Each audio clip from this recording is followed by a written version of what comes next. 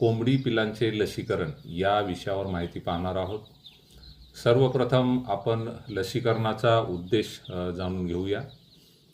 कुक्कुटपालनामधील संसर्गजन्य रोगांचे प्रतिबंध व नियंत्रण करण्याची लसीकरण ही एक प्रभावी प्रक्रिया आहे. यामुळे कुक्कुटपालनातील कोंबडीच्या कळपाचे आरोग्य, रोगप्रतिकारक शक्ती आणि उत्पादकता सुधारते. हा जो आहे तो प्रमुख उद्देश कोंबडी पालनातील लसीकरणाचा आहे. लसीकरण प्रक्रियेमध्ये विविध विषय येतात आणि ते लसीकरण करण्यासाठीचे विविध विषय आपण एक एक करून सविस्तर समजून घेऊया. सर्वप्रथम आपण पाहू की लसीकरण करण्यासाठी आपल्याला कुठले कुठले साहित्य व उपकरण लागू शकतात आणि ही सर्व साहित्य व उपकरणं जी आहेत ती आपल्याकडे लसीकरण करण्यासाठी असावी लागतात, गरजेची आहेत. तर या साहित्य उपकरणामध्ये सर्वप्रथम आपल्याजवळ सुई व सिरिंज असणे गरजेचे आहे. त्यानंतर लस व द्रावक साठवण्यासाठी रेफ्रिजरेटरची गरज आहे. तर हे सुद्धा एक महत्त्वाची गोष्ट आहे, कारण फ्रीजमध्येच आपल्याला या रेफ्रिजरेटरमध्ये लसीची साठवणूक करणे गरजेचे आहे. त्याचबरोबर एक वेळा आपण लस तयार केली की ही लस हस्तांतरण करण्यासाठी आपल्याला लस हस्तांतरण बॉक्स जो आहे तोही आपल्याकडे असणं गरजेचं आहे. त्याचबरोबर आपल्याकडे थर्मोफ्लास्क असणे गरजेचे आहे. आपल्याला माहिती आहे की लस आपण जी रेफ्रिजरेटरमधून काढणार आहे त्याच अवस्थेमध्ये ती परत आपल्या फार्मपर्यंत पोहोचवण्यासाठी आपल्याला थर्मोफ्लास्कसुद्धा लागणार आहे. तर हा सुद्धा आपल्याला साहित्यामध्ये असणे गरजेचे आहे. त्याचबरोबर बर्फाचे तुकडेसुद्धा आपल्याला आवश्यक आहेत. बर्फाच्या तुकड्यामुळे आपण लसीची जी कोल्ड चेन आहे ती बरोबर राखण्यासाठी आपण बर्फाच्या तुकड्याची मदत घेतो. त्यानंतर जर आपण पाहिले की सामान्य मार्गदर्शक तत्त्वेसुद्धा आपल्याला माहिती असणं गरजेचे आहेत लसीकरणामध्ये. तर लस जेव्हा आपण विकत घेणार आहे ती आपण घेते वेळेस मान्यताप्राप्त व विश्वसनीय स्रोत जो आहे तोच त्याच्याकडनंच आपल्याला ही लस घेणं गरजेचे आहे. त्यानंतर खरेदीपासून वापरापर्यंत जेव्हा आपण लस खरेदी करतो आणि ती आपण आपल्याकडे साठवून ठेवतो, तर या लस खरेदीपासून वापरापर्यंत आपल्याला कोल्ड चेन जी आहे ती मेंटेन करायची आहे. म्हणजे लस ठेवण्यासाठी आपल्याला साधारणतः 2 ते 8 डिग्री सेल्सिअस इतक्या तापमानामध्येच आपल्याला ही लस जी आहे ती खरेदी केल्यानंतर आणून ठेवेपर्यंत इतक्या तापमानामध्ये आपल्याला ती ठेवणं आवश्यक आहे. लसीकरणाच्या वेळी पक्षी निरोगी व तणावमुक्त असावेत. तर ही सुद्धा एक महत्त्वाची बाब आहे. बऱ्याच वेळा आपण पाहतो की कुक्कुटपालक जे आहेत आपले ते बऱ्याच वेळा पक्ष्यांना आजार आल्यानंतर लसीकरण करतात. पण आपल्याला जेव्हा लसीकरण करायचे आहे त्यावेळेस पक्षी हे निरोगी व तणावमुक्त असणं गरजेचं आहे. आपण पाहतो की बऱ्याच वेळा तापमानामध्ये बदल झाला तरी पक्षी आपले तणावामध्ये असतात. त्यामुळे आपल्या शेडमधले वातावरण जे आहे ते तणावमुक्त असणं गरजेचं आहे. पिण्याच्या पाण्यातून दिल्या जाणाऱ्या लसीपूर्वी व नंतर स्वच्छ व थंड पाणी आपण पक्ष्यांना देणं गरजेचं आहे. तर ही पण बाब तितकीच महत्त्वाची आहे. बऱ्याच वेळा कुक्कुटपालनामध्ये आपण पाणी जिथनं आणतो तो पाण्याचा सोर्ससुद्धा आपण तपासणं गरजेचं आहे. तर ते पाणी स्वच्छ त्याचबरोबर थंडसुद्धा असणं गरजेचं आहे. प्रत्येक लसीकरणाची नोंद आपल्याला ठेवणं गरजेचं आहे. काय नोंदी आपल्याला ठेवायचे त्याच्यामध्ये, तर त्या लसीचा कुठला बॅच क्रमांक आहे, त्यानंतर लसीवर लिहिलेली कालबाह्य तारीख ज्याला आपण एक्सपायरी डेट असं म्हणतो ही आपल्याकडे नोंद ठेवणं गरजेचं आहे. त्याचबरोबर आपण ज्या आपल्या पिल्लांना कोंबडीच्या लसीकरण करणार आहे त्या लसीकरणाची तारीखसुद्धा आपल्याला या नोंदीमध्ये ठेवणं गरजेचं आहे. आता याच्यानंतर आपण पाहूया की लसीकरणाच्या कुठल्या कुठल्या पद्धती आहेत ज्या पद्धतीने आपल्याला लसीकरण करायचं आहे. पहिली जी पद्धत आहे ती डोळ्यातून लसीकरण करणे. तर याच्यामध्ये लस व द्रावक मिसळून ड्रॉपने एका डोळ्यात एक थेंब टाकणे आवश्यक आहे.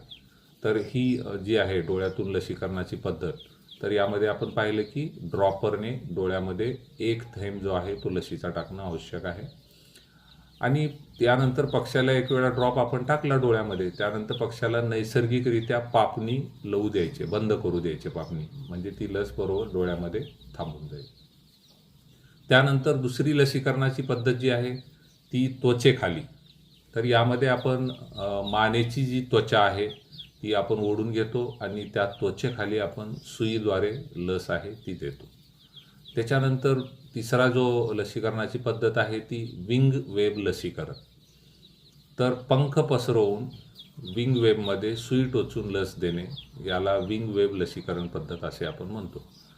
चौथी जी लसीकरणाची पद्धत आहे ती पिण्याच्या पाण्यातून लसीकरण. तर या पद्धतीमध्ये लसीकरणापूर्वी 1 तास पाणी पक्ष्याचे जे आहे ते पिणं थांबवायचे आहे. म्हणजे आपण जे पक्ष्याला ड्रिंकर ठेवलेत पाणी भरून, तर 1 तास अगोदर हे पाणी बंद करायचे, जेणेकरून आपल्याला लसीकरणाचं पाणी आपण त्यांना ठेवलं की ते पाणी प्यायला लागतील. म्हणून 1 तासापूर्वी आपल्याला त्यांचं पाणी बंद करणं गरजेचं आहे. त्यानंतर 2 लिटर पाण्यात 5 ग्रॅम स्किम मिल्क पावडर मिसळ.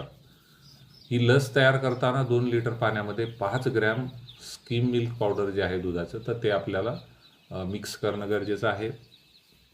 त्यानंतर लस विरघळून स्वच्छ भांड्यामध्ये पक्ष्यांना द्यायची आहे. तर ही जी पद्धत आहे पिण्याच्या पाण्यातून लसीकरण, तर या पद्धतीमध्ये आपण ह्या 3 गोष्टी पाहिल्या. त्यानंतर लसीकरणापूर्वी व नंतरची काळजी हा पण विषय एवढाच महत्त्वाचा आहे. बऱ्याच वेळा पशुपालकांच्या मनामध्ये हे प्रश्न असतात, तर तेही आपण जाणून घेऊया. तर लसीकरणापूर्वी व नंतर काय काळजी घ्यायची आहे? आजारी किंवा तणावग्रस्त पक्ष्यांना लस देऊ नये, ही एक मोठी महत्त्वाची काळजी आपल्याला घेणं गरजेचं आहे. तोंडावाटी लसीकरणापूर्वी 2 ते 3 तास अन्न व पाणी आपल्याला थांबवायचे. आपण पिण्याच्या पाण्यातून जेव्हा लस देणार आहे त्याच्या 2 ते 3 तास अगोदर आपल्याला अन्न किंवा पाणी पक्ष्यांना द्यायचं नाही आहे. लसीकरणानंतर साधारणतः 2 दिवस विटॅमिन जे आहेत ते आपण आपल्या पिलांना द्यायचे आहेत. त्यामध्ये विटॅमिन जर पाहिलं तर vitamin A, vitamin D3, vitamin E आणि विटॅमिन सी अशा पद्धतीचे विटॅमिन आपल्याला लसीकरणानंतर 2 दिवस द्यायचे आहेत. लसीकरण केल्यानंतर सूज, आहार कमी होणे, सुस्ती अशा काही प्रतिक्रिया ज्या आहेत त्या आपल्या पक्ष्यामध्ये दिसतात का हे आपल्याला पाहणं गरजेचं आहे. आणि असं काही दिसलं तर आपण आपल्याकडील पशुवैद्यक जे आहेत त्यांच्याकडे आपल्याला संपर्क साधायचा आहे. त्यानंतर लसीकरणाशी जोडलेला महत्त्वाचा विषय आहे जैव सुरक्षा व सुरक्षितता. लसीकरणापूर्वी व नंतर हात व उपकरणे निर्जंतुक करून घेणे गरजेचे आहे. त्यानंतर कालबाह्य लस जर असेल, एक्सपायरी डेट लसीवरची संपलेली असेल, तर ती लस आपण वापरू शकत नाही किंवा ती लस वापरायची नाही आहे. वापरलेली सुई, बाटल्या सुरक्षितरित्या नष्ट करणे गरजेचे आहे. त्याचबरोबर लसीकरणासाठी वापरलेले हातमोजे व संरक्षक कपडे हे जे आहेत हेही आपल्याला योग्य रीतीने याची विल्हेवाट लावणं गरजेचं आहे. त्यानंतर लसीकरणाबाबतीच्या ज्या नोंदी आहेत त्यासुद्धा आपल्याला नोंदवहीमध्ये लिहून ठेवणं गरजेचं आहे. तर कुठल्या कुठल्या नोंदी आपल्याला लसीकरणासंदर्भात घ्यायच्या आहेत तेही आपण पाहूया. सर्वप्रथम लसीकरणाची जी तारीख आहे याची नोंद आपल्याला नोंदवहीमध्ये घेणं गरजेचं आहे. त्यानंतर आपल्याकडील कोंबडीच्या पिलांचे किंवा पक्ष्यांचे जे वय आहे याची नोंदसुद्धा आपल्याला घेणं गरजेचं आहे. त्याचबरोबर लसीचे नाव, लसीचा बॅच क्रमांक आणि लसीची कालबाह्य तारीख, एक्सपायरी डेट याचीसुद्धा नोंद आपल्याला नोंदवहीमध्ये ठेवणं गरजेचं आहे. त्यानंतर नोंदीमध्ये लसीकरणासाठी कुठली पद्धत आपण वापरली तर त्या पद्धतसुद्धा त्याची नोंद ठेवणं गरजेचं आहे. त्याचबरोबर लसीचा किती डोस आपण आपल्या पिलांना किंवा कोंबडीच्या पिलांना किंवा पक्ष्यांना दिला याची पण नोंद ठेवणं गरजेचं आहे. लसीकरण केलेल्या पक्ष्यांची संख्या याचीसुद्धा नोंद आपल्याला आपल्या नोंदवहीमध्ये ठेवणं गरजेचं आहे.